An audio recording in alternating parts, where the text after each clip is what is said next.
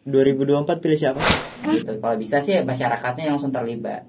Jadi sebenarnya ini bukan PR siapa-siapa buat siapa yang terlibat, tapi PR kita sebagai masyarakat sih. Sebelum mengikuti Mr. Teen, saya juga pernah mengikuti ajang. IKN ini kan masih dalam tahap pembangunan gitu kan. Jadi wilayah-wilayah sekitarnya lah yang bertugas juga. Halo semuanya, kembali lagi di Podcom, Podcast Komunikasi. Jadi, kira-kira kita hari ini mau ngapain, Nopal? Kita kedatangan bintang tamu nih yang sangat menarik. Siapa tuh? Semenarik apa sih? Ya, jadi kita sambut, ini dia. Beliau berdua ini. Oke. Jadi, kita kedatangan dua pemuda Indonesia yang sangat-sangat muda nih ya. Kelihatannya masih Yang sangat muda banget. Muda banget ya. Iya, siap. Jadi kita bakal ngebahas tentang anak muda juga. Sebenarnya nggak anak muda sih, tapi dari sudut pandang anak muda saja. Jadi Sebelum itu harus kenalkan diri dong. iya, karena ada pepatah yang mengatakan apa, Pal? Apa tuh pepatahnya? Aku nggak di briefing nih. Tak kenal maka tak sayang. Gimana sih? Aduh. Jadi sebelum ke narasumber kita kenalan dulu dong. Kita nih siapa sih? Ya, gitu. benar. Oke, jadi saya sendiri adalah Ulia Karimah dan rekan saya Ya, saya Noval Helmi. dan dua narasumber kece kita. Ya, boleh perkenalkan nih, ya, Bang. langsung saja. Ya, boleh dari Paris dulu. Ya. Oke, perkenalkan, nama saya Muhammad Alfariz Aditya dari mahasiswa Universitas Mula Warman, Teknik, Fakultas Teknik dengan jurusan Informatika angkatan 2023. Woi. Udah banget bukan? 2023 sama nih kita. Ya, sama seangkatan. Betul. Ya, Mungkin lanjut ke Bang Fikran dulu. Oke, baik semuanya. Perkenalkan, nama saya Muhammad Fikran Herman. Saat ini berstatus aktif sebagai mahasiswa Ilmu Komunikasi angkatan 2021 Universitas Mula Warman. Dan juga saat ini alhamdulillah menjabat sebagai Duta Muda Indonesia tahun 2023. woi. Kita kedatangan muda. Kita bisa Kedatangan muda apa itu maksudnya? Duta. Kita kedatangan seorang duta. Oke. Nah, Yang satu hanya, ini. iya, bukan hanya Bang Fikran doang yang duta di sini. Ternyata dari Faris sendiri juga ternyata menjadi apa, Faris? Kalau boleh tahu, Mr. Teen itu apa sih? Ya, jadi Mr. Teen itu merupakan kontes remaja yang dimana diajangkan dalam bentuk swasta ya. Dan hal itu juga bertujuan untuk bisa menginspirasi anak-anak muda di luar sana untuk bisa berkontribusi aktif melakukan kegiatan-kegiatan yang positif sesuai dengan platform dari Mr. Teen Indonesia itu sendiri. Nah, jadi platformnya itu ada 4. Yang pertama itu ada pendidikan, kemudian yang kedua sosial, yang ketiga kepemudaan, dan yang keempat itu adalah Ayo, apa tuh? pendidikan, kepemudaan, sosial, dan juga entrepreneurship atau kewirausahaan. Ya. Ya, selain jabatan yang diemban itu, adakah jabatan lain gitu? Oke, jadi sebelum mengikuti Mr. Teen, saya juga pernah mengikuti ajang duta lainnya, yaitu seperti ajang duta budaya, yang dimana pada saat itu saya menjabat sebagai wakil 3 putra duta budaya Kabupaten Kutai Timur tahun 2022. Dan juga setelah itu, dari ajang tersebut saya termotivasi lagi untuk bisa mengikuti ajang lainnya, yaitu terpilih menjadi Duta Aksi Lingkungan Provinsi Kalimantan Timur tahun 2023. Wow. Applause. Keren. Ternyata bukan hanya muda saja, tapi dua narasumber kita nih keren banget ya, guys. Ya. Wow. Kalau itu kan dari segi Paris nih, kalau dari Bang Fikran sendiri, rekam jejaknya apa saja sih yang pernah diikuti, kontes apa saja, prestasi apa saja yang pernah diikuti? Boleh diceritakan. Kalau aku sebenarnya kurang lebih sama Faris, kita itu sama-sama pengen buat berdaya bareng-bareng, jadi ikut berbagai macam kegiatan yang dimana dari kegiatan-kegiatan ini alhamdulillahnya ada hal positif yang bisa kita terima. Pertamanya saya salah satu bukan finalis sih, maksudnya saya juara 2 di pemilihan Duta Peduli HIV AIDS Kalimantan Timur tahun 2022. Kemudian ya. Kemudian dipercayakan buat mewakili Duta Muda Kalimantan Timur, regional Kalimantan Timur untuk berkompetensi di nasional kemarin, dan alhamdulillahnya juga dapat kategori pemenang sebagai Duta Muda Indonesia tahun 2023. Terus juga alhamdulillahnya saya juga kemarin baru saja alhamdulillah ya dapat juara 2 juga sebagai dalam ajang seleksi pemuda yang dilaksanakan oleh Dispora Kalimantan Timur. Saya dapat predikat juara 2 sebagai content creator dalam kategori pemuda anti hoax 2023. Keren banget. Buat video itu jadinya Bang. Buat video, ya seperti itulah. Untuk Duta Muda Indonesianya itu sendiri. Nah, di situ kegiatannya itu langsung di satu kota itu atau secara online? Oke. Sebenarnya kalau Duta Muda Indonesia ini sebenarnya banyak fokusnya juga. Kalau Faris tadi ada berapa, Faris? 3, 4? Ada 3. Ada 3. Ada 3 kurang Faris. lebih sama kayak Faris, kita pertama bergerak di bidang kepemudaan, kemudian juga di bidang kebudayaan, kemudian pariwisata, pendidikan, dan juga satu kenusantaraan. Dan, Boleh dijelaskan tuh? Satu persatu. Ya, satu Nggak usah persatu. kayaknya, pokoknya Nggak semuanya. Nggak usah ya. Semua platform ini kita tuh sama-sama bersinergi bersama anak-anak muda untuk dimana aspek-aspek kelima aspek yang difokuskan sama Duta Muda Indonesia ini semoga nantinya anak-anak muda itu bisa fokus ke situ juga buat mengembangkan berbagai aspek tadi, contohnya kayak pariwisata. Nah, pariwisata itu kan biasanya yang fokusnya pasti orang-orang yang mungkin sudah paham lah ya sama lingkup wisata itu bagaimana sih cara mengelolanya gitu. Nah, keterlibatan anak muda itu juga diperlukan sama pariwisata dalam bentuk seperti apa? Seperti contohnya promosi di konten media sosial gitu-gitu. Jadi orang-orang yang mungkin bukan di daerah tempat wisata itu bisa tahu, bisa sampai nasional juga mungkin seperti itu.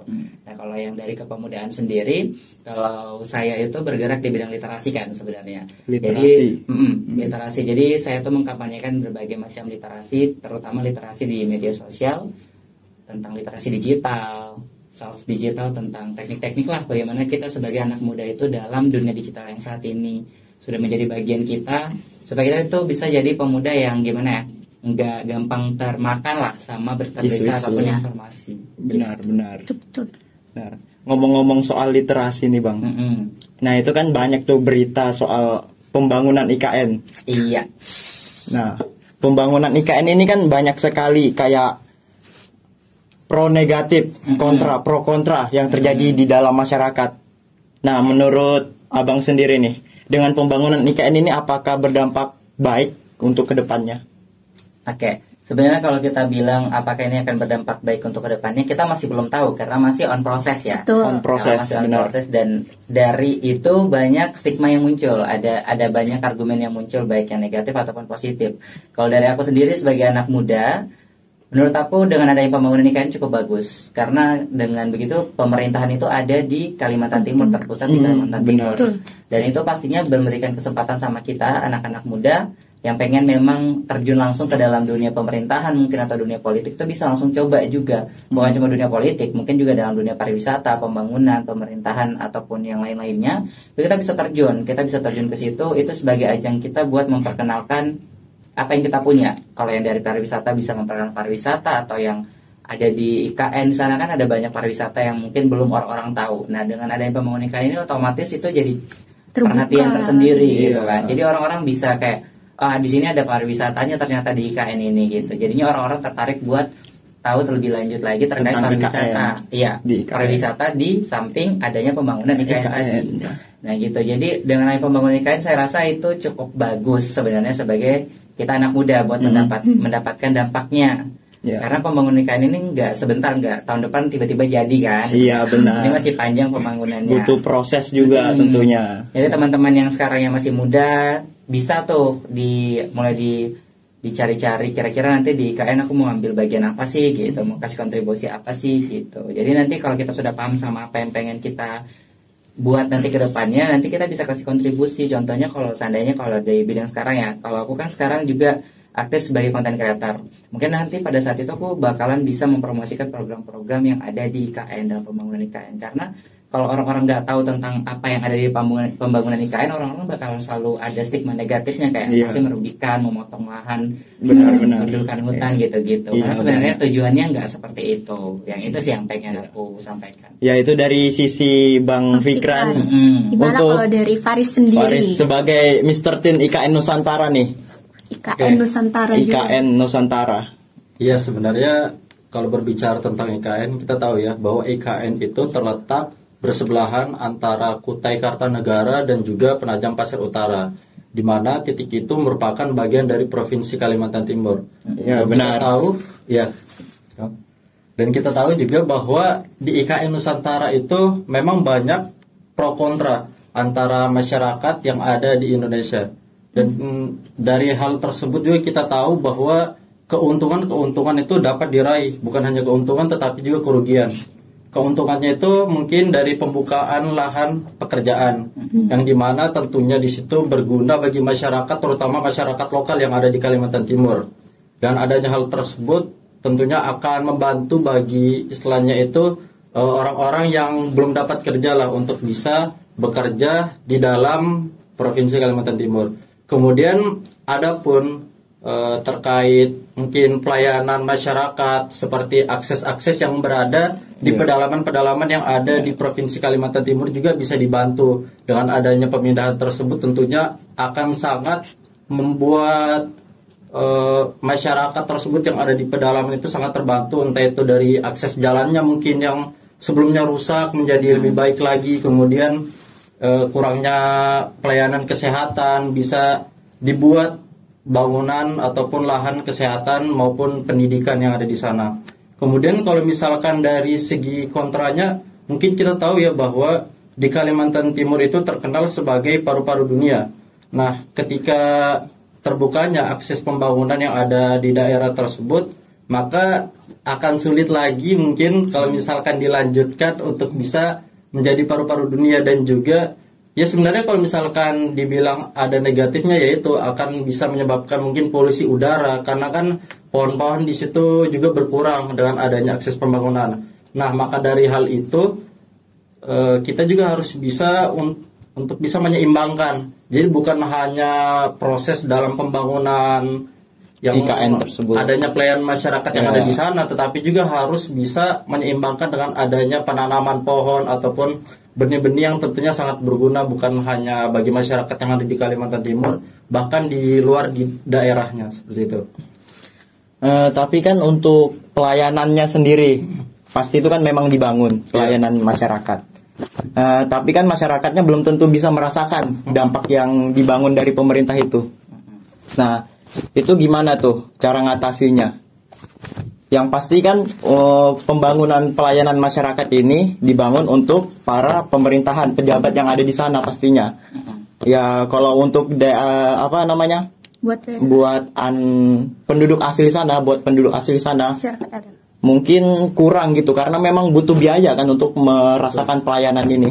Nah, itu gimana menurut kalian berdua? Dari Faris dulu deh. Oke, jadi memang dari kontranya itu masyarakat lokal ya.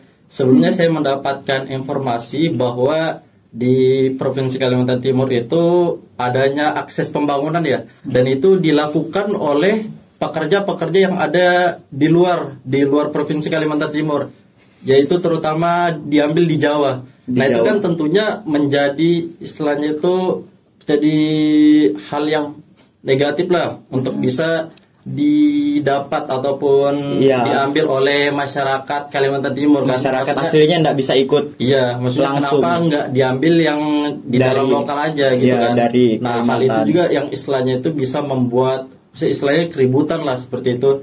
Namun adapun yang mungkin bisa didapat oleh teman-teman ataupun masyarakat yang ada di dalam Provinsi Kalimantan Timur, yaitu tentunya dengan adanya istilahnya itu apa sih namanya itu, pembangunan akses pelayanan, contohnya seperti pelayanan kesehatan, kemudian pendidikan dan juga jalan, pasti masyarakat itu akan mendapatkan hikmahnya di situ. Walaupun mereka istilahnya itu belum mendapatkannya sekarang, tapi mereka itu bisa berusaha untuk bisa istilahnya itu menunjukkan aspirasinya kepada pemerintah yang ada di Provinsi Kalimantan Timur untuk bisa mengembangkan akses, terutama akses jalan yang ada di istilahnya itu di pedalaman-pedalaman maupun akses pendidikan bagi masyarakat-masyarakat yang memang membutuhkan pendidikan yang ada di daerah sana seperti itu. Ya, ya benar sih, benar juga. Mungkin dari Bang Fikran pendapatnya gimana kalau mengenai itu? Oke, sebenarnya kan dari pembangunan IKN ini ada pembangunan buat pelayanan juga kan yang pengen mereka kembangkan sebenarnya. Nah, itu lagi tadi PR-nya teman-teman. Jadi yang perlu kita pahamin bersama bahwasannya orang-orang yang dari Jawa sana, dari Pulau Jawa didatangkan ke IKN itu apakah mereka sesuai dengan standar yang dibutuhkan oleh masyarakat yang ada di Kalimantan Timur. Kalaupun pada kenyataannya, karena ini kita belum belum kejadian ya, jadi masih perspektif kita argumen-argumen yang mungkin nantinya bakalan bermunculan, iya bakalan kejadian. Jadi ketika itu terjadi, sebenarnya kita kembalikan kepada masyarakatnya sendiri, kepada kita generasi mudanya ini, karena kan aku bilang tadi di awal bahwasanya pembangunan IKN ini nggak sebentar, pembangunan IKN ini cukup lama, dan nanti butuh waktu yang panjang, dan untuk menciptakan sebuah pelayanan yang baik itu tuh juga nggak membutuhkan waktu yang singkat. Jadi dia butuh waktu yang lama juga. Nah, itulah peran kita sebagai anak muda, bukan cuma kita.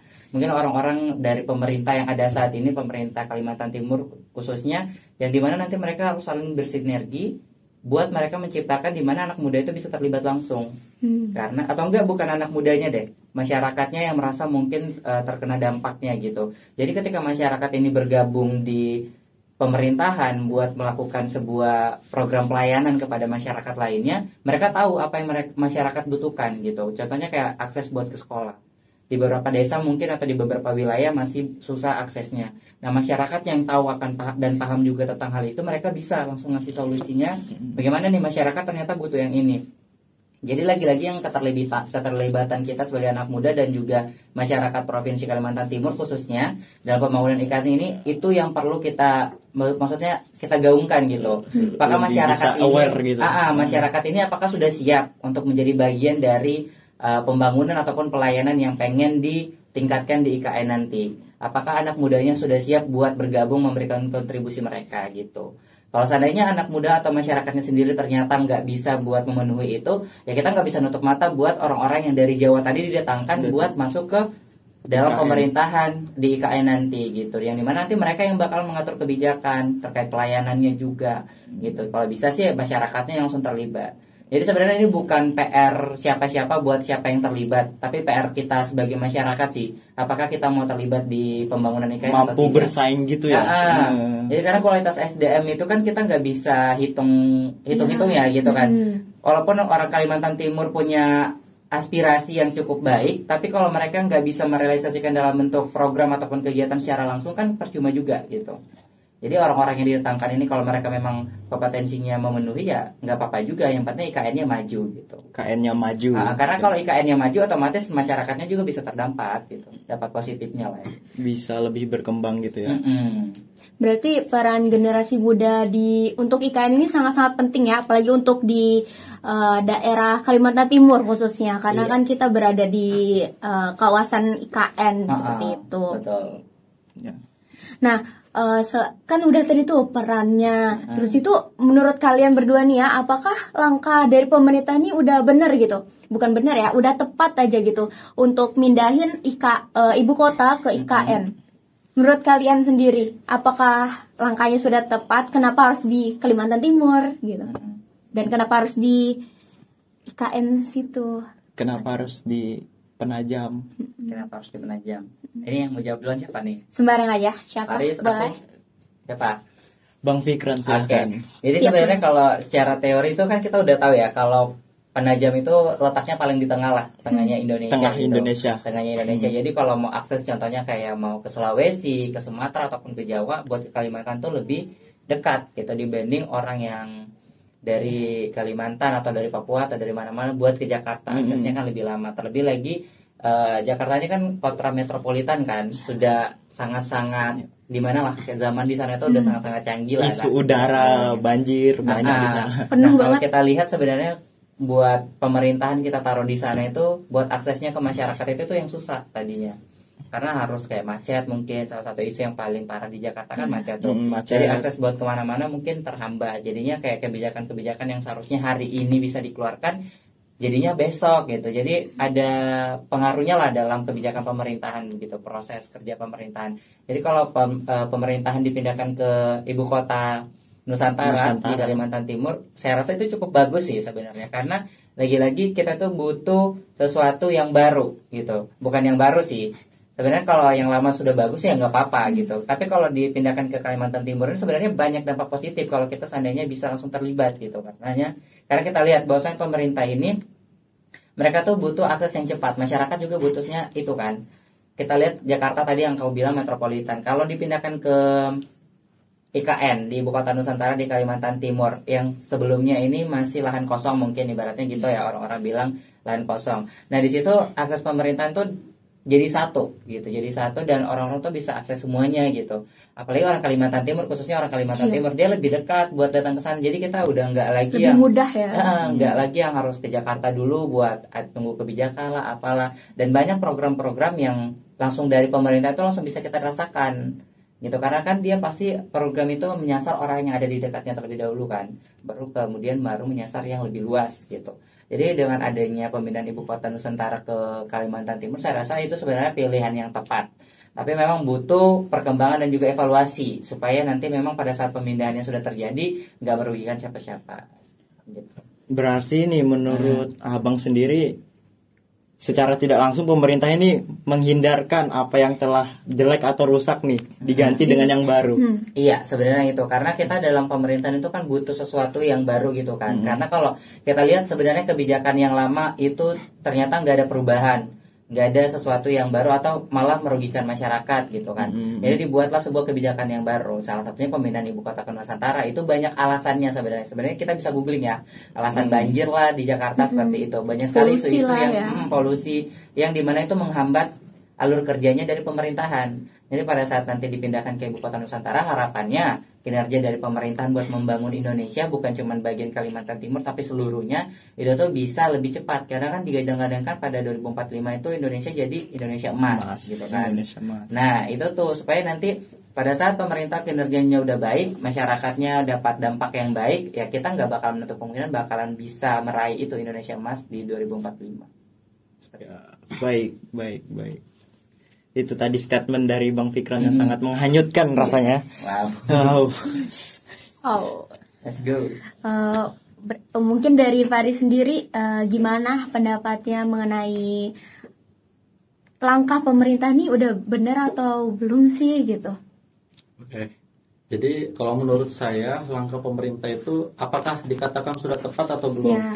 Nah, di sini kita bisa melihat bahwa di Provinsi Kalimantan Timur itu terletak yang tadi saya bilang itu di Penajam Pasir Utara, kemudian Kutai Kartanegara, dan di situ memang betul kata Bang Fikran bahwa di kabupaten tersebut terletak di tengah-tengah, yang dimana memang memiliki banyak potensi untuk bisa membantu perekonomian yang ada di dalam negeri Indonesia. Jadi kita tahu bahwa di Kalimantan Timur itu bukan hanya terdapat istilahnya itu wisata yang banyak, kemudian juga sumber daya alamnya yang melimpah, tetapi juga memang bencana alam yang ada di Provinsi Kalimantan Timur itu memang jarang terjadi. Bahkan tidak ada gunung berapi ya. Iya, contohnya seperti gunung berapi. Ya, tidak ada gunung berapi kan, yang memang kalau misalkan ada gunung berapi kan bisa menyebabkan gempa bumi. Nah, kemudian juga tsunami kan. Nah, hal tersebut memang bisa menjadi acuan lah untuk pemerintah menggerakkan pembangunan tersebut ataupun pemindahan ibu kota dari Jakarta ke IKN. Nah, adapun memang alasan-alasan sebenarnya banyak alasannya. Betul yang dibilang Bang Fikran bahwa miliki istilahnya itu alasan-alasan tersendiri untuk bisa memindahkan dari Jakarta ke IKN, dan adanya hal tersebut tentunya juga bisa membuka lapangan pekerjaan yang ada di Provinsi Kalimantan Timur dan juga bisa membantu masyarakat yang ada di daerah lokal, bukan hanya di daerah lokal tetapi juga yang ada di luar Provinsi Kalimantan Timur, seperti itu. Ya, tadi saya mendengarkan kalau IKN ini bisa menggerakkan masyarakat lokal. Nah, Tadi tuh ada bilang tuh Paris tuh. Tapi sebelumnya itu kan masyarakat lokal ini jarang ikut serta dalam pembangunan ini. Nah itu kok bisa bertabrakan statement yang tadi dan yang sekarang ini. Gimana tuh? Nah itu sebenarnya kembali lagi ke diri masing-masing. Jadi kembali lagi ke masyarakatnya itu, apakah masyarakat tersebut itu mau bergerak atau enggak. Jadi kan sebelumnya saya udah mengatakan bahwa memang mereka itu membutuhkan aspirasi. Dan betul dibilang Bang Fikran bahwa ketika kita ingin memberikan aspirasi, harus membutuhkan juga pergerakan ataupun aksi nyata kita untuk bisa istilahnya itu menunjukkan bahwa kita ini sebagai masyarakat lokal ini mampu bersaing di dalam dunia pekerjaan seperti itu. Karena kan percuma juga kalau misalkan kita itu sudah istilahnya itu dikasih peluang untuk bisa membuka lapangan pekerjaan, tapi kita tidak menggunakan dengan sebaik-baiknya. Jadi seperti itu. Kembali lagi ke diri masing-masing. Ya. Faktor orang dalam menurut saya juga perlu. Ya lanjut. Berarti pasti masyarakat ini sangat berdampak lah ya. Pembangunan ini sorry. Jadi pembangunan ikan ini pasti sangat berdampak banget untuk masyarakat khususnya masyarakat lokal ya, masyarakat adat. Seperti yang kita tahu, mungkin kita tahu masyarakat adat di sana banyak yang menolak seperti itu karena merasa kayak kita tuh nggak diikut serta gitu dalam pembangunan ini. Bagaimana? Jadi apa aja sih impact yang masyarakat adat atau masyarakat lokal ini dapatkan gitu? Impact. Nah, maksudnya itu gini, Bang. Aduh, ya maaf kayak bolak-balik ya. Ya, jadi ini kan pembangunan IKN nih di IKN sendiri di wilayah Kalimantan. Nah, di wilayah Kalimantan sendiri itu pastinya ada kawasan-kawasan adat, tanah adat, tanah yang sudah dia duduki sejak nenek moyangnya dulu, sejak dahulu kala. Nah, itu apakah tidak akan merampas tuh wilayah tanah-tanah adat yang telah ditinggalinya sejak lama? Nah, pastinya kan pernah kan? Nah, itu menurut kalian tindakan apa yang harus dilakukan tuh? Tindakan apa yang harus dilakukan pemerintah dalam mengatasi hal tersebut? Soalnya yang saya lihat di berita waktu itu katanya masyarakat adat ini sudah berusaha gitu kan ke kayak pemerintah gitu untuk berbicara untuk mengaspirasikan suara mereka, tapi tetap seperti tidak didengar gitu. Jadi menurut kalian bagaimana itu? Apa yang seharusnya pemerintah lakukan gitu? Ya dari Paris dulu deh. Oke, jadi pemerintah harus melakukan itu, ya harus bisa juga berpikir bahwa tidak hanya semena-mena untuk bisa melakukan pembangunan di daerah tersebut. Kita harus bisa melihat bahwa di daerah itu bukan hanya dijadikan sebagai pembukaan lahan pembangunan, tetapi juga kita harus berpikir bahwa di Provinsi Kalimantan Timur itu terkenal dengan keanekaragaman budaya. Nah, di situ juga kita harus bisa melestarikan budaya-budaya yang ada di Provinsi Kalimantan Timur, yaitu dengan menjaga budaya yang ada di daerah sana. Contohnya seperti adat-adat yang ada di daerah terpencil tersebut. Kemudian juga sebagai pemerintah, sebenarnya kalau misalkan kita ingin istilahnya itu mengembangkan lahan pembangunan ya yang ada di daerah sana, itu tidak harus istilahnya itu menjadikan daerah adat tersebut sebagai acuan. Sebenarnya banyak bangunan-bangunan ataupun di daerah lain yang istilahnya itu lahannya kosong bisa kita isi dengan istilahnya itu pembangunan lahan yang ada di daerah sana. Dan apakah dari istilahnya itu orang-orang adat tersebut itu sudah tepat? Nah, tadi kan teman-teman menjelaskan bahwa adat tersebut itu kan, orang-orang adat tersebut itu kan memberikan aspirasi kepada pemerintah, cuman pemerintah ini istilahnya itu tidak ngedengar ya. Iya. Nah, itu memang yang harus berusaha oleh orang-orang adat jalankan, yaitu memang harus bisa, kalau dari saya sendiri konsisten sih, harus bisa konsisten memberikan bukti-bukti nyata bahwa memang adat-adat yang ada di daerah Provinsi Kalimantan Timur itu harus dilestarikan. Karena memang bukan hanya kita itu melestarikan budaya, tetapi juga dari kebudayaan tersebut juga bisa menunjukkan bahwa ciri khasnya. Kemudian bisa istilahnya itu membuat orang-orang luar tertarik dengan adanya adat-adat yang ada di Provinsi Kalimantan Timur. Seperti itu. Oh ya, tadi seperti itu statement dari Faris ya mengenai apa tadi, pemerintah yang bagaimana. Sekarang dari Bang Fikran sendiri, bagaimana Bang? Dari Bang Fikran sendiri nih ya. Iya. Harus beda nih Bang. Iya harus beda berarti Bang. Kita tuh kalau tentang argumen itu subjektif ya. Iya. Subjektif, Oke. benar. Jadi kalau menurut aku tadi terkait kasus ada masyarakat adat yang merasa tergerus wilayahnya. Nah itu kembali lagi ke pemerintah. Pemerintah itu kan sebenarnya harus menerapkan sustainability development kan, dimana pembangunan berkelanjutan. Jadi kita tuh nggak bisa lagi buat mengkategorikan bahwasanya pembangunan saat ini tuh nggak memikirkan masyarakat, karena kita nggak tahu nanti ke depannya itu bagaimana konsep yang mereka bakalan. Kadang-kadang kan kalau yang kita tahu sama-sama sekarang ini kan konsep pembangunan ikan itu kan smart forest city kan. Smart forest city. Jadi dia berkolaborasi dengan lingkungan yang ada juga, dengan tetap melibatkan maksudnya teknologi yang saat ini yang ada gitu. Nah menurut aku tuh sebenarnya jadi kesempatan buat masyarakat sih. Jadi kalau ada masyarakat adat yang merasa tergerus wilayahnya, harusnya mereka tadi seperti yang kata Faris harus lebih menonjolkan lagi sisi kebudayaan yang mereka miliki. Jadi kalaupun ada nanti perkembangan di IKN dengan konsep yang mereka gadang-gadangkan, harusnya kita bisa memasukkan unsur-unsur budaya yang ada di Kalimantan Timur. Contohnya mungkin dalam pembangunan gedung ya kita kasih corak-corak tentang Kalimantan Timur, baik ukiran-ukiran gitu. Itu kan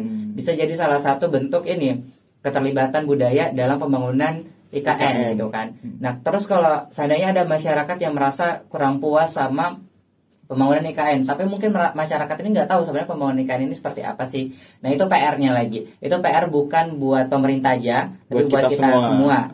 Kita buat harus tahu kita betul-betul nggak sih kasus itu merugikan masyarakat, atau cuman mungkin masyarakat memang nggak mau tanahnya diambil gitu. Sebenarnya itu PR pertamanya. Nah ketika pun nanti tanahnya diambil, apa yang pengen pemerintah buat di situ? Kalau seandainya pemerintah ngambil tanah itu buat bangun salah satu sekolah, bukannya itu dampaknya positif buat anak-anaknya nanti yang akan datang gitu. Karena kan anak-anak yang akan datang ini kan perlu diedukasi kan gitu. Jadi itu PR kita, bukan PR pemerintah aja, buat sama-sama ngasih edukasi ke masyarakat. Bukan cuma masyarakat, ada semua masyarakat, semua lapisan masyarakat, buat sama-sama kasih pemahaman bahwasannya pembangunan IKN ini mungkin saat ini merugikan, tapi buat anak cucu kita ke depan itu tuh mungkin dampaknya positif, menguntungkan gitu. ya. Apalagi konsep yang dibawakan sudah yang mengikuti zaman kan, Smart Forest City kan.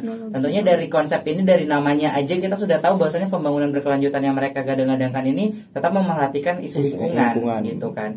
Tentunya pasti mereka setelah pembangunan saat ini mungkin kita masih lihat lahan gundul gitu, karena belum selesai pembangunannya. Tapi setelah pembangunannya selesai mungkin habis itu ditanam-tanamin lagi gitu kan. Banyak kok hutan tanah-tanah yang di IKN itu kan hutan produksi kan. Iya, hutan produksi kan. Itu memang sengaja dibuat supaya nanti pada saat pembangunan IKN itu bisa dipindahkan ke dalam IKN gitu. Karena kalau dipindahkan sekarang sekaligus ada kegiatan pembangunan kan nggak mungkin kan. Ada pohon-pohon tiba-tiba mobil jalan nabrak, itu kan nggak lucu gitu. Gitu. Jadi kalau memang mau pembangunan pasti harus dibersihkan dulu lahannya. Mungkin masyarakat lihat di sini kayak dampaknya sekarang ada gitu. Tapi kan kita nggak tahu buat ke depannya. Kita masih dalam peninjauan lah ya, kita lihat. Berarti masyarakat ini belum memikirkan sejauh itu mungkin ya. Mungkin masyarakat adat sana. Iya, tapi mungkin juga masyarakat itu berpikiran sudah sejauh itu. Karena mereka mungkin punya argumen kayak, kalau seandainya kayak kita dipindahkan, otomatis adat kita bakal tergusur sama adat-adat yang baru muncul. Karena apalagi tadi ada salah satu isu yang dibilang Faris buat dipindahin masyarakat atau PNS dari Jakarta ataupun dari Jawa buat dipindahkan ke sini. Otomatis mereka kan punya latar belakang budaya yang berbeda kan. Otomatis nanti di situ muncul lagi budaya baru gitu. Contohnya budaya adat apakah nanti yang tiba-tiba muncul. Nah ini PR-nya masyarakat semua, orang-orang pemangku adat ataupun budaya pariwisata semuanya itu buat sama-sama mempertahankan bahkan memajukan gitu dengan konsep yang sesuai dengan yang IKN butuhkan gitu. Jadi kalau contohnya pembangunan rumah adat dengan konsep yang modern, corak-corak modern kan bisa juga kita bangun kayak gitu tanpa menghilangi unsur kebudayaan yang ada gitu. Bhinneka Tunggal Ika. Ya, sebelumnya kalian pernah enggak sih ke IKN gitu? Jalan-jalan atau memang belum pernah? Kalau dari saya sendiri jujur belum pernah. Waduh. Padahal Mr. Tin IKN. Iya, jadi belum pernah. Itu jadi kenapa tuh? Saya kan orang Kutim ya, orang Sangatta. Orang Sangatta. Nah, cuman itu nggak nyangka aja bisa terpilih sebagai Mr. Teen IKN Nusantara. Karena memang dari pemilihan ajang tersebut kita itu terpilih 2 winnernya. Yang pertama itu Mr. Teen Kalimantan Timur, kemudian yang kedua Mr. Teen IKN Nusantara. Dan memang rezeki saya mungkin di Mr. Teen IKN Nusantara, jadi memang harus bisa mengetahui yang berkenaan tentang IKN seperti itu. Oke. Kalau Bang Fikran sendiri Kalau pernah? aku jujur sebenarnya ke IKN belum. Tapi pernah. insya Allah doain ya, nanti bulan 2 aku bakalan ke IKN. Ya, Itu karena dalam rangka apa itu Kita Bang? tunggu. ada kegiatan lah. Kegiatan Something, perkuliahan dari- juga atau Enggak, dari kerjaan. dari kerjaan? Nah, jadi nanti bakalan ke IKN.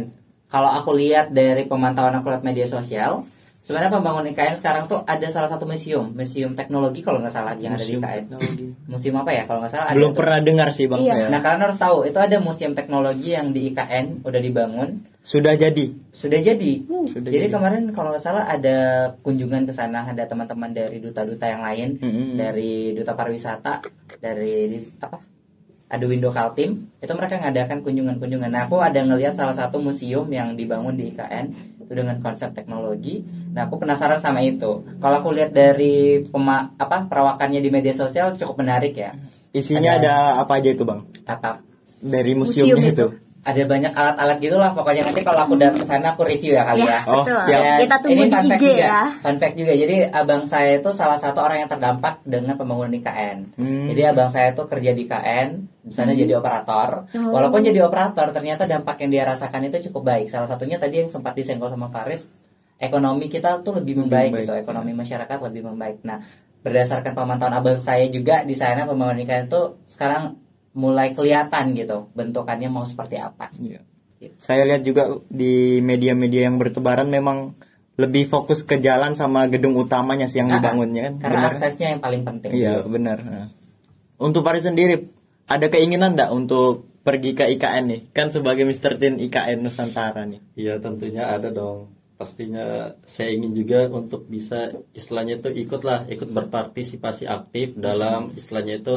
Ya kalau misalkan saya tidak bisa ngikutin kegiatan secara langsung, setidaknya saya bisa mengetahui di daerah-daerah seperti ini, di daerah seperti itu ada apa, ada ini kayak gitu loh. Jadi istilahnya itu kita juga bukan hanya istilahnya itu kayak datang ke sana secara cuma-cuma ataupun berlibur, tetapi juga bisa mempelajari lah. Ada feedback tersendiri Iya, ada jika feedback kita tersendiri ke sana. yang kita dapatkan ketika kita ingin berkunjung ke sana seperti itu sih. Ya.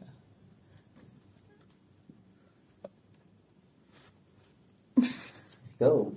Let's go. Jadi Let's go. kita udah bicara mengenai IKN. Nih kita lanjut ke industrinya nih. Kan Industri. kalau kita lihat dari sektor industri, menurut kalian apakah wilayah yang di sekitar sana tuh berdampaknya bakalan maju atau enggak gitu? Jadi wilayah di sekitar IKN tersebut di sektor industri ya, di sektor industri apakah bakalan maju gara-gara IKN ini? Di semua sektor deh. Iya. Wilayah penyangganya gitu, Bang. Iya, salah satu industri Wilayah deh. penyangga kayak di kan IKN kan dikelilingi oleh kayak Berau, Kutim, Penajam, ya Samarinda. Oke. Banyak lagi. Nah, itu pasti akan berdampak atau tidak itu di wilayah penyangganya. Wilayah-wilayah kota-kota kabupaten lainnya. Oke, aku izin jawab duluan. Ya, benar. Pasti Boleh. berdampak. Itu jawaban yang paling mutlak sih menurut aku. Dampaknya kita nggak tahu negatif atau Buruk. positif. Oh, positif, sorry. Itu tergantung dari bagaimana kita merespon lagi sih teman-teman. Jadi kalau kita lihat di Samarinda sendiri, teman-teman lihat di ini Taman Samarinda. Ya. Taman Samarinda tuh kan jalannya sekarang lebih bagus ya. Iya, Kalau bagus teman-teman sudah lihat. sekarang. Nggak Itu tuh jujuk-jujuk. salah satu bentuk dampaknya. Jadi buat mempersiapkan ibu kota Nusantara, orang-orang atau wilayah-wilayah di sekitarnya, bukan cuma wilayah ya, orang-orangnya juga maksud aku. Orang-orangnya. Itu juga harus dipersiapkan. Contohnya wilayah. Jadi orang-orang yang datang dari luar, datang ke sini otomatis datang ke wilayah yang lebih memadai dulu dong. Contohnya kayak Balikpapan, Samarinda, Samarinda. kota-kota besar. Nah, kalau mereka melihat kota-kota besarnya ini aja sudah berkembang, sudah cukup bagus buat aksesnya dan lain-lain, otomatis dalam perspektif mereka dalam pembangunan IKN itu lebih tinggi lagi gitu. Jadi wilayah-wilayah di sekitarnya ini sudah menopang gitu buat membangun perspektif terkait pembangunan IKN. Dan bukan cuma itu sih. Jadi ada salah satu program itu yang di bawah BKKBN, itu tentang pencegahan stunting. Itu kan salah satu bentuk dari kesiapan pemerintah, semua orang lah, bahkan ibu-ibu kita sendiri, anak-anak remaja salah satunya sasaran khususnya, buat sama-sama bagaimana kita tuh memikirkan untuk persiapan kehidupan di masa yang mendatang. Nah, dengan adanya persiapan itu, dengan adanya literasi dan edukasi tentang stunting, itu harapannya nanti bisa menciptakan generasi-generasi muda yang bisa memberikan dampak sama wilayah-wilayah sekitarnya. Contohnya orang di Berau, kalau angka stunting di sana mungkin tinggi, anak-anak mudanya kurang berpotensi, kurang memadai SDM-nya, otomatis ada pariwisata di Berau yang diunggul-unggulkan, itu nggak bisa berjalan dengan baik gitu. Nah, di Berau tuh juga ada pariwisata tuh banyak banget. Salah satu tempat yang paling digadang-gadang buat tempat wisata kan Berau, karena Berau banyak tempat wisata yang cukup menarik. Nah, pemerintah tuh selalu mengembangkan itu supaya jadinya nanti orang-orang yang dari luar Kalimantan Timur bisa lebih kenal nih. Walaupun mereka tujuannya sebenarnya ke IKN, tapi mereka bisa tahu juga bahwasanya di Berau ini ada loh tempat wisata yang semenarik itu. Jadi bukan cuma ke ke IKN aja, tapi mereka bisa langsung ke Berau. Misalnya kan ada Maldivas kan, kata sebutannya Maratua gitu. Nah itu tuh lagi digadang-gadangkan buat pembangunan. Karena aku ngelihat sendiri buat sekarang, dan yang aku pernah ke Derawan salah satunya mungkin ya. Dan aku juga adalah orang di Biduk-Biduk, maksudnya tinggal di daerah pesisir sana. Gitu, aku lihat banyak sekali perkembangan yang masyarakat bangun. Itu bukan cuma dari masyarakat, tapi berkolaborasi sama pemerintah. Buat selalu melestarikan, mengembangkan bagaimana sebenarnya konsep pariwisata ini supaya menarik gitu di mata pengunjung, bukan cuma pengunjung lokal, tapi juga orang-orang yang nasional bahkan internasional sih harapannya gitu. Kalau Derawan itu bisa dikunjungi lebih banyak lagi, Maratua gitu, supaya nantinya bisa itu lagi menyangga IKN. IKN ini kan masih dalam tahap pembangunan gitu kan. Jadi wilayah-wilayah di sekitarnya lah yang bertugas buat membangun citra baik lah tentang IKN gitu. Penyangga. Keren. Kalau dari Faris sendiri gimana? Ya, jadi kalau misalkan dikatakan berkembang, pasti akan berkembang.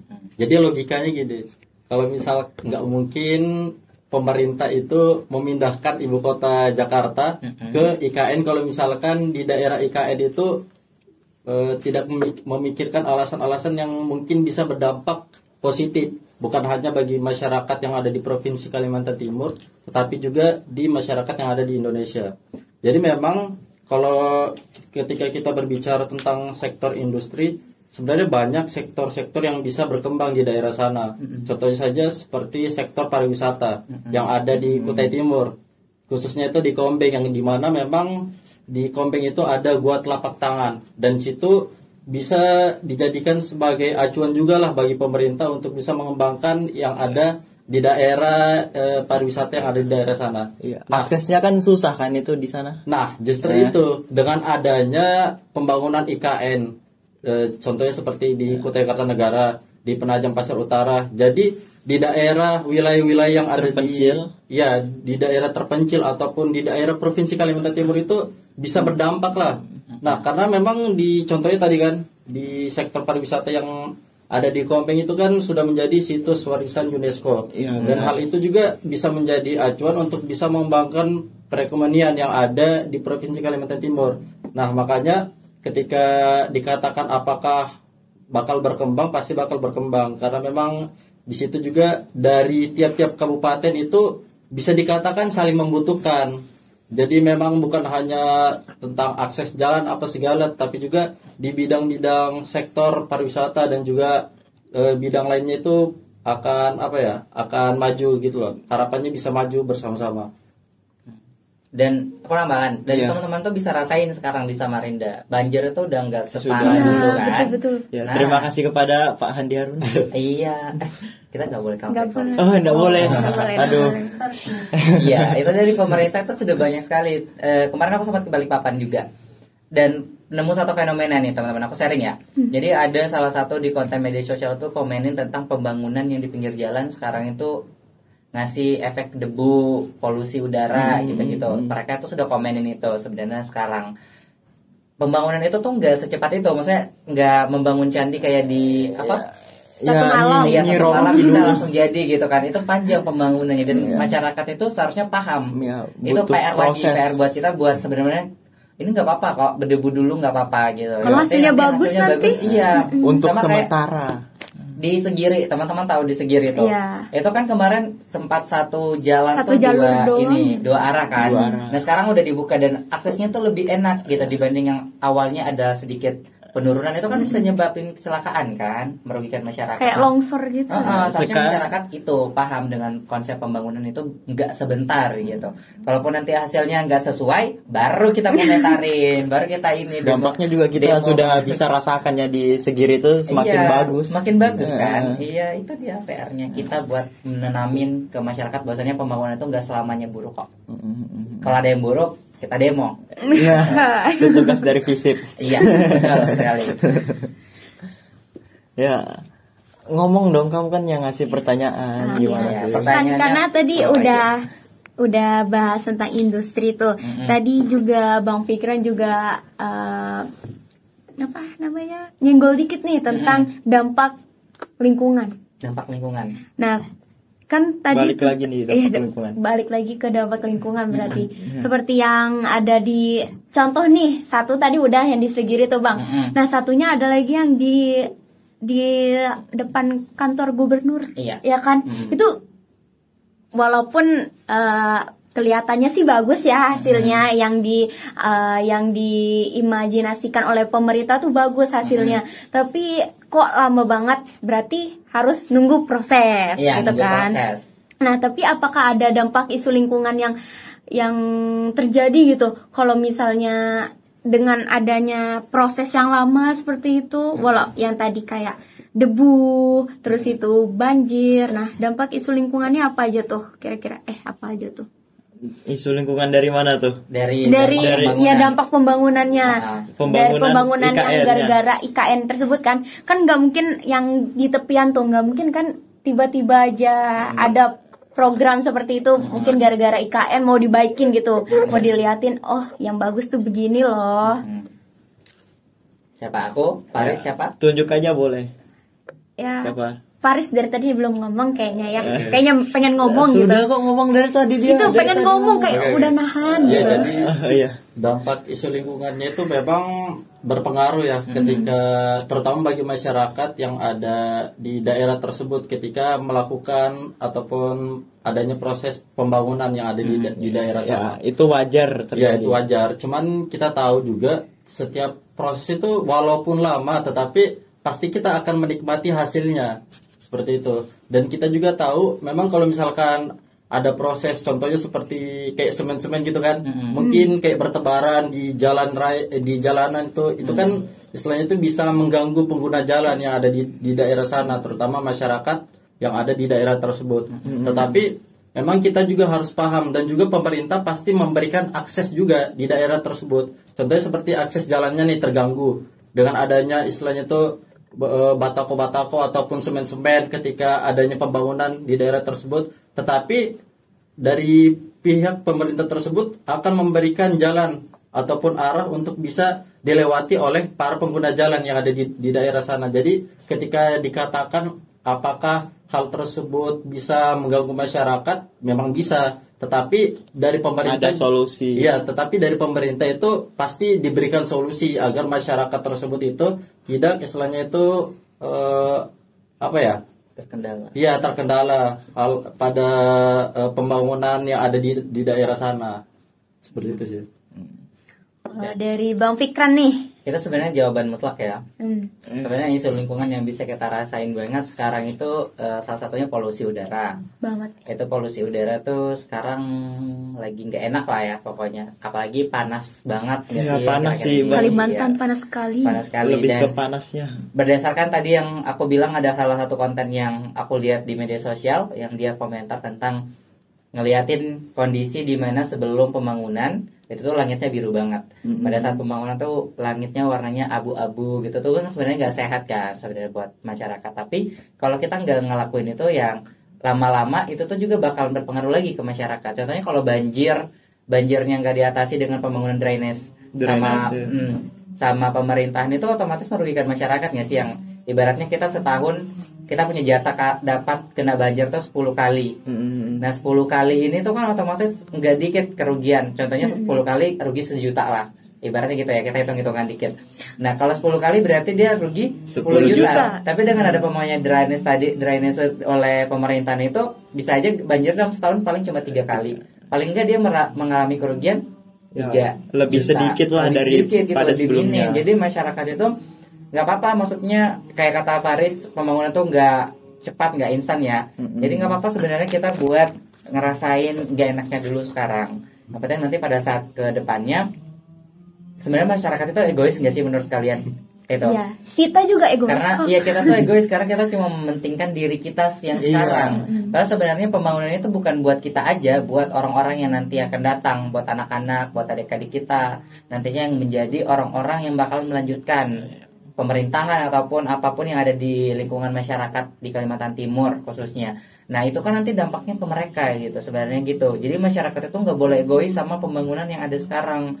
Mungkin mereka merasa dirugikan. Masyarakat merasa dirugikan mungkin karena ada beberapa kebijakan pemerintah itu yang nggak sesuai. Karena kita lihat, kita nggak boleh nutup mata juga ya. Pemerintah itu pasti ada beberapa program yang sebenarnya nggak sesuai sasaran gitu.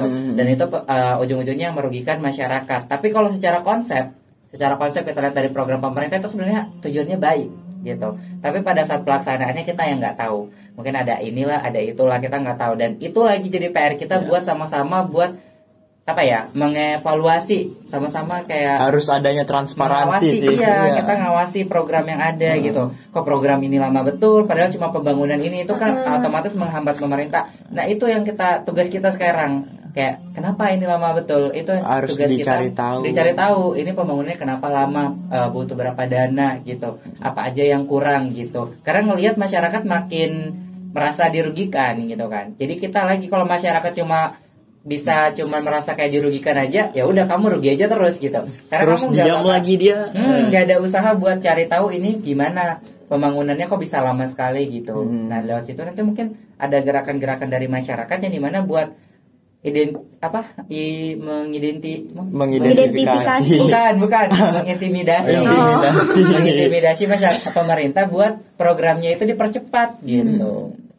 Jadinya programnya yang tadi yang awalnya punya banyak dampak, mungkin setelah ini lebih cepat selesai aja sih gitu. Berarti dari pemerintah harus transparansi tadi, dan dari transparansi, kita juga harus mengawasi dan menyuarakan juga kalau misalnya tidak sesuai. Iya betul. Gitu.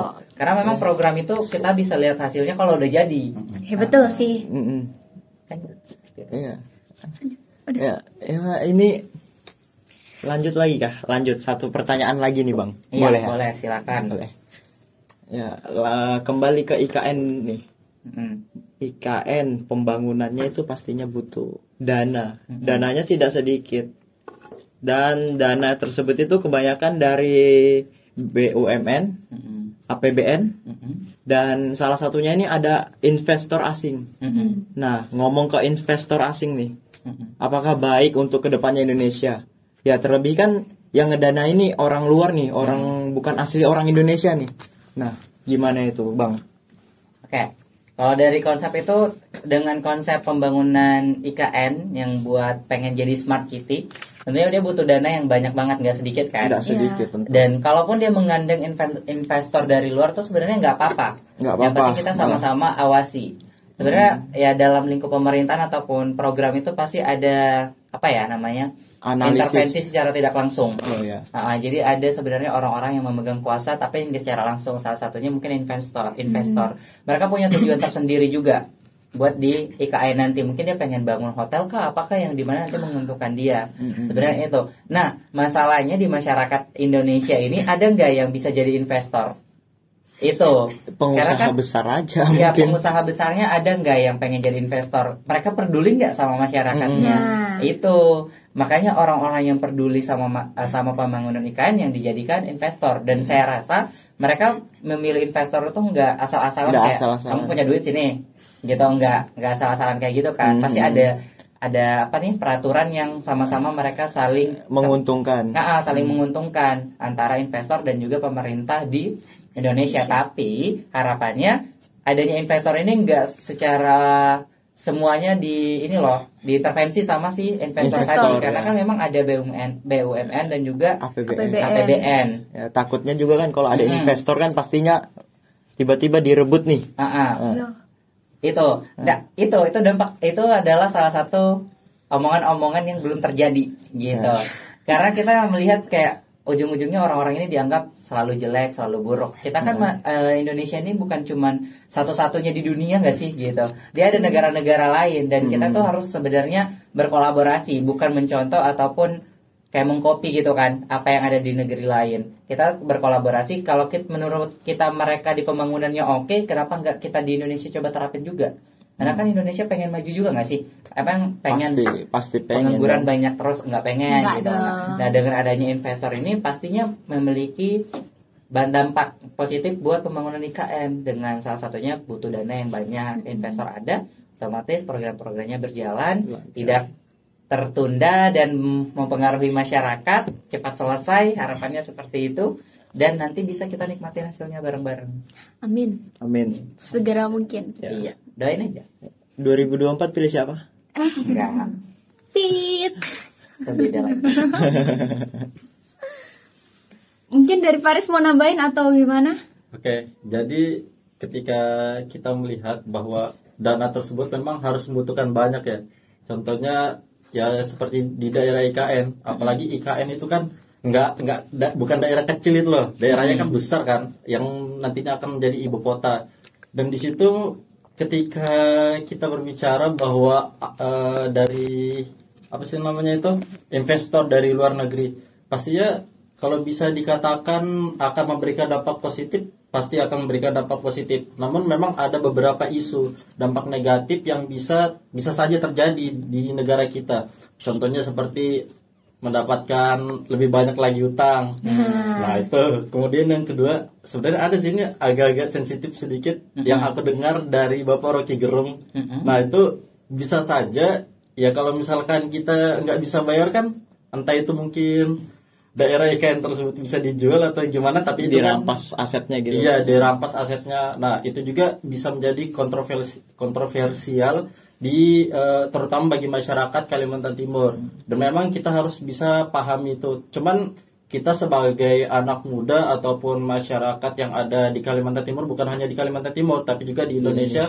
Harus bisa setidaknya berpikir yang positif lah. Yakini saja bahwa dengan adanya pembangunan IKN tersebut bisa memberikan dampak yang lebih baik lagi ke depannya. Karena memang harapannya dari pemerintah ini maupun masyarakat bisa menjadikan Indonesia itu menjadi Indonesia emas di tahun 2045, dan itu memang penargetannya. Ya, penargetannya benar ya. Ya.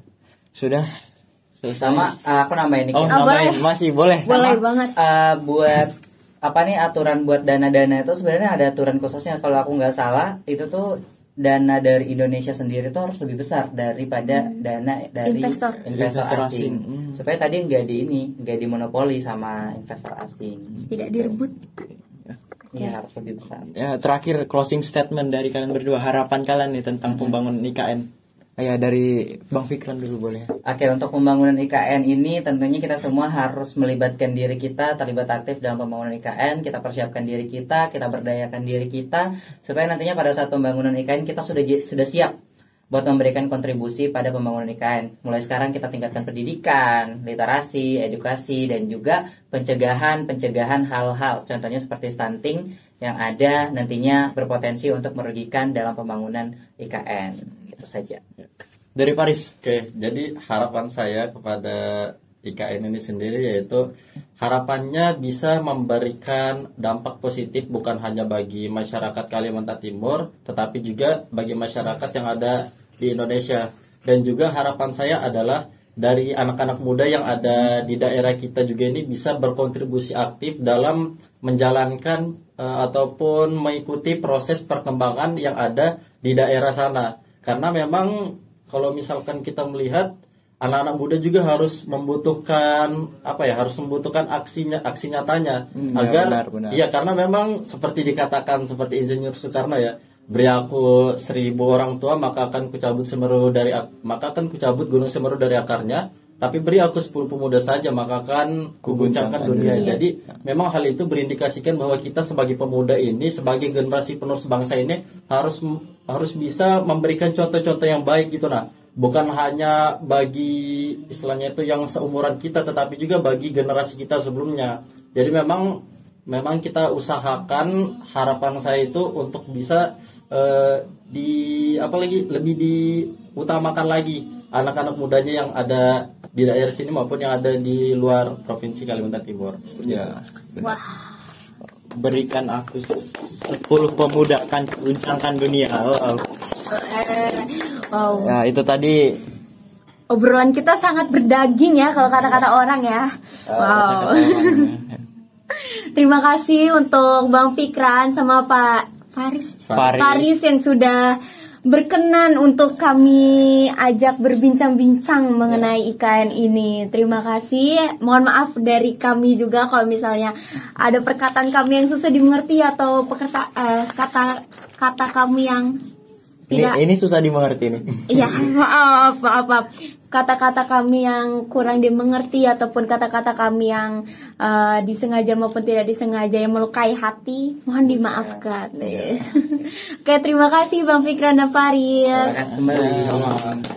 Ya, kita tutup Podcom kali ini. Jangan lupa saksikan Podcom selanjutnya. Ya, kalau ada. Bye-bye. Dadah.